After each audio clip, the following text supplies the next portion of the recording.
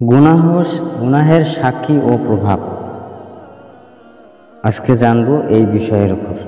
গুনাহ দুই প্রকার, সগীরা গুনাহ ও কবিরা গুনাহ।